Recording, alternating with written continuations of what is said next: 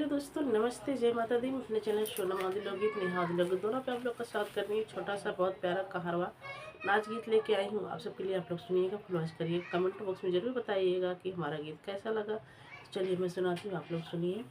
और थोड़ा सा जुकाम रखा, गला नहीं चल रहा है तो आप लोग एडजस्ट कर लीजिएगा। और एक प्यारा सा कमेंट करके ज़रूर बताइएगा कि गाना कैसा लगा। बाहे पुरवैया के लहरा हो रतिया सोई गए बालम। बाहे पुरवैया के लहरा हो रतिया सोई गए बालम। सोई गए बालम हो सोई गए बालम। सोई गए बालम हो सोई गए बालम। बाहे पुरवैया के लहरा हो रतिया सोई गए बालम। ससुर सोई दुआरे सास मोर सारे। ससुर सोई दुआरे सास मोर सारे। लहुरा देवरवा के पहरा हो रतिया सोई गए बालम। लहुरा देवरवा के पहरा हो रतिया सोई गए बालम। बाई पुरवैया के लहरा हो रतिया सोई गए बालम। बाई पुरवैया के लहरा हो रतिया सोई गए बालम। सोई गए बालम हो सोई गए बालम। सोई गए बालम हो सोई गए बालम।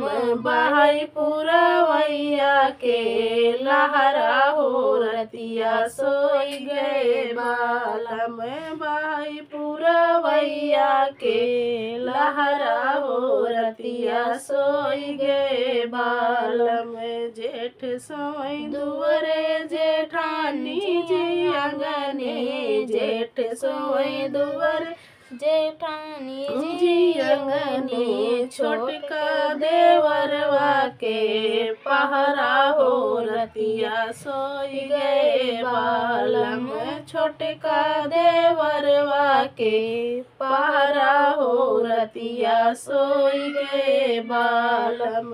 बाई पुरवैया के लहरा हो रतिया सोई गए बालम।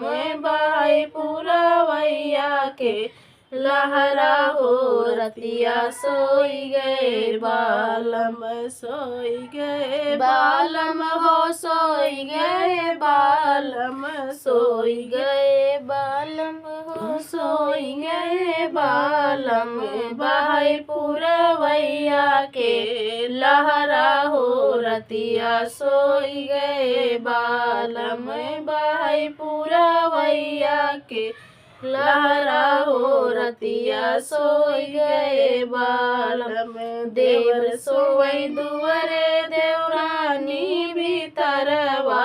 देवर सोई दुआर देवरानी भीतरवा। ननदी पे लूटेला लहरा हो रतिया सोई गए बालम। ननदी पे लूटेला लहरा हो रतिया सोई गए बालम। बाई पुरवैया के लहरा हो रतिया सोई गए बालम। बाई पुरवैया के लहरा हो रतिया सोई गए बालम।